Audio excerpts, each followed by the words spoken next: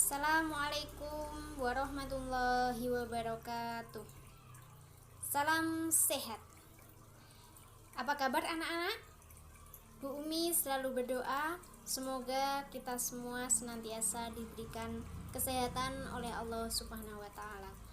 Amin. Alhamdulillah, pada hari ini kita dapat kembali belajar bersama. Meskipun kita belum bisa bertatap muka, Bu Umi harap anak-anak tetap bersemangat menimba ilmu, karena menimba ilmu adalah salah satu bagian dari ibadah kita kepada Allah Subhanahu wa taala. Anak-anak, seperti yang Bu Umi sampaikan pada pertemuan sebelumnya, hari ini kita akan melanjutkan pembelajaran tentang iman kepada kitab-kitab Allah. Anak-anak sudah mempersiapkan referensi. Semoga anak-anak semua sudah siap dan anak-anak lebih antusias dan berkonsentrasi sehingga dapat memahami materi yang akan Bu Umi sampaikan.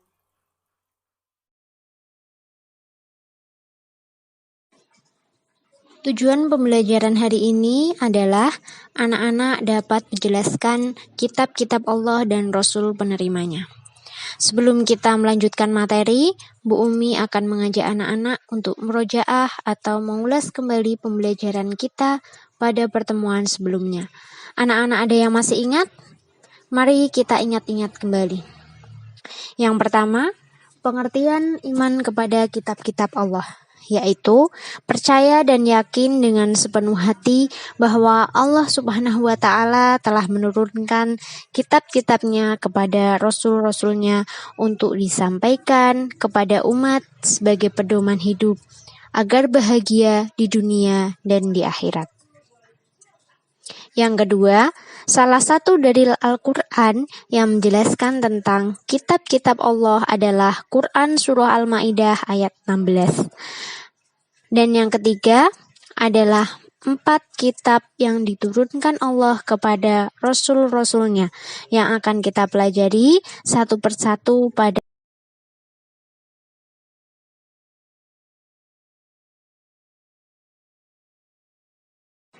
kitab yang pertama diturunkan adalah kitab Taurat.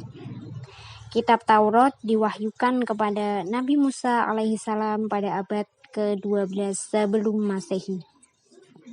Nama Taurat berarti hukum atau syariat. Pada saat itu, Nabi Musa alaihissalam diutus oleh Allah untuk berdakwah kepada bangsa Bani Israel. Oleh karena itu, tepat sekali kalau kita meyakini bahwa kitab Taurat diperuntukkan sebagai pedoman dan petunjuk hidup bagi kaum Bani Israel saat itu. Adapun bahasa yang digunakan dalam kitab Taurat adalah bahasa Ibrani. Sebagai Muslim, kita sangat meyakini akan keberadaan kitab Taurat. Kita meyakini bahwa kitab Taurat benar-benar wahyu dari Allah. Keyakinan ini diperkuat dengan keterangan-keterangan yang ada di dalam Al-Quran. Salah satunya dalam firman Allah, Quran Surah Al-Mu'minun ayat 49. Yang artinya, dan sungguh telah kami anugerahi kepada Musa alaihissalam kitab Taurat agar mereka, Bani Israel, mendapatkan petunjuk. Kitab Taurat yang diturunkan Allah kepada Nabi Musa untuk bangsa Bani Israel atau kaum Yahudi agar mereka senantiasa berada dalam jalan. Pokok-pokok ajaran yang ada dalam kitab Taurat yang diturunkan di Bukit Sinai adalah sebagai berikut. Yang pertama, perintah untuk mengesahkan Allah Subhanahu wa taala. Yang kedua, larangan menyembah patung atau berhala. Yang ketiga, larangan menyebut nama Allah Subhanahu wa taala dengan sia-sia. Yang keempat, perintah menyucikan hari Sabtu. Yang kelima, perintah menghormati kedua orang tua. Yang keenam, larangan membunuh sesama manusia. Yang ketujuh, larangan berbuat zina.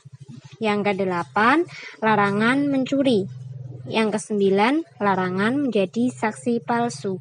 Dan yang kesepuluh, larangan mengambil hak orang lain.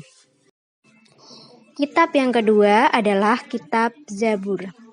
Kitab Zabur diturunkan Allah kepada Nabi Daud alaihissalam untuk bangsa Bani Israel atau umat Yahudi. Kitab ini diturunkan pada abad 10 sebelum Masehi di daerah Yerusalem. Kitab ini ditulis dengan bahasa Kipti. Adapun firman Allah yang menjelaskan tentang kitab Zabur terdapat dalam Quran Surah Al-Isra ayat 55 yang artinya, dan Tuhanmu lebih mengetahui siapa yang di langit dan di bumi, dan sungguh kami telah memberikan kelebihan kepada sebagian nabi-nabi atas bagian yang lain, dan kami berikan Zabur kepada Daud. Kitab yang ketiga adalah kitab Injil. Kitab Injil diturunkan kepada Nabi Isa alaihissalam pada permulaan abad 1 Masehi. Kitab Injil diwahyukan di daerah Yerusalem. Kitab ini ditulis pada awalnya dengan menggunakan bahasa Suryani. Kitab ini menjadi pedoman bagi kaum Nabi Isa, yaitu kaum Nasrani. Firman Allah yang menjelaskan kitab Injil terdapat dalam Quran Surah Maryam ayat 30, yang artinya, dia Isa berkata, sesungguhnya aku hamba Allah, dia memberiku kitab Injil dan dia menjadikan aku seorang nabi. Kitab Injil berisi ajaran pokok yang sama dengan kitab-kitab sebelumnya. Namun, ada yang menghapus bagian ajaran kitab Taurat yang sudah tidak sesuai dengan zaman itu. Secara umum, kitab Injil berisi tentang yang pertama, perintah untuk kembali mengesahkan Allah. Yang kedua, membenarkan kembali kitab Taurat. Yang ketiga, menghapus beberapa hukum dalam kitab Taurat yang tidak lagi sesuai dengan perkembangan zaman. Dan yang keempat, menjelaskan bahwa kelak akan datang kembali Rasul setelah Nabi Isa alaihissalam, yaitu Nabi Muhammad SAW. Di samping ada di kitab Injil, penjelasan ini juga terdapat dalam kitab Taurat. Kitab yang keempat adalah kitab Al-Quran. Kitab Al-Quran merupakan kitab yang diturunkan Allah Subhanahu wa taala kepada nabi dan rasul yang terakhir, yaitu Nabi Muhammad SAW. Kitab suci Al-Quran diturunkan Allah sebagai penyempurna dan membenarkan kitab-kitab sebelumnya. Firman Allah yang menjelaskan tentang kitab Al-Quran terdapat dalam Quran Surah Ali Imran ayat 3, yang artinya, dia menurunkan kitab Al-Quran kepadamu Muhammad yang mengandung kebenaran, membenarkan kitab-kitab sebelumnya, dan menurunkan Taurat dan Injil. Setelah wahyu pertama yang diturunkan di Gua Hiro tersebut, turunlah wahyu-wahyu berikutnya sampai seluruhnya diturunkan oleh Allah. Secara umum, pokok-pokok ajaran yang terkandung dalam Al-Quran adalah yang pertama tentang akidah atau keyakinan, yaitu hal-hal yang berkaitan dengan keyakinan seperti mengisahkan Allah Subhanahu wa taala dan meyakini malaikat-malaikat Allah Subhanahu wa taala. Yang kedua, akhlak atau budi pekerti, yaitu berkaitan dengan pembinaan akhlak mulia dan menghindari akhlak tercela.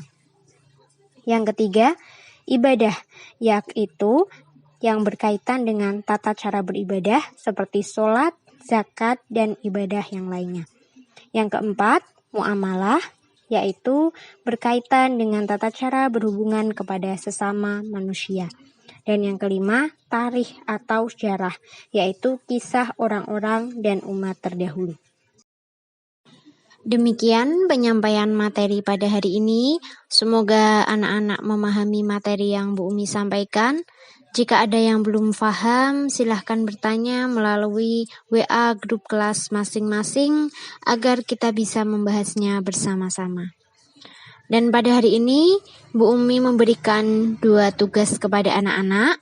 Tugas yang pertama, like materi ini dan tulis nama, kelas, dan nomor absen di kolom komentar sebagai bukti bahwa kalian telah menyimak materi. Tugas yang kedua, buatlah peta konsep tentang iman kepada kitab-kitab Allah. Peta konsep dibuat di kertas HVS, kemudian difoto dan diupload di Instagram kalian masing-masing dengan diberi hashtag PAI Stero kelas 8 bab 1. Jangan sampai salah hashtagnya, PAI Stero kelas 8 bab 1. Dan tag Instagram Bu Umi agar Bu Umi tahu jika kalian sudah mengirim tugas. Instagram Bu Umi @umimukaromah. Dan jangan lupa sebutkan nama, kelas, dan nomor absen kalian pada caption. Ini contoh dari peta konsep yang sederhana. Bu Umi tunggu kreativitas dari kalian. Silahkan beli warna atau hiasan sebagus mungkin. Bu Umi yakin anak-anak pasti punya kreativitas yang tinggi. Setelah difoto dan diupload, peta konsepnya disimpan dengan baik, karena ketika kita sudah mulai tatap muka, peta konsepnya dikumpulkan di Bu Umi. Jika ada yang belum paham, kalian bisa bertanya melalui WA grup kelas masing-masing. Sekian, terima kasih. Tetap patuhi protokol kesehatan dengan mencuci tangan, memakai masker, dan menjaga jarak. Salam sehat. Wassalamualaikum warahmatullahi wabarakatuh.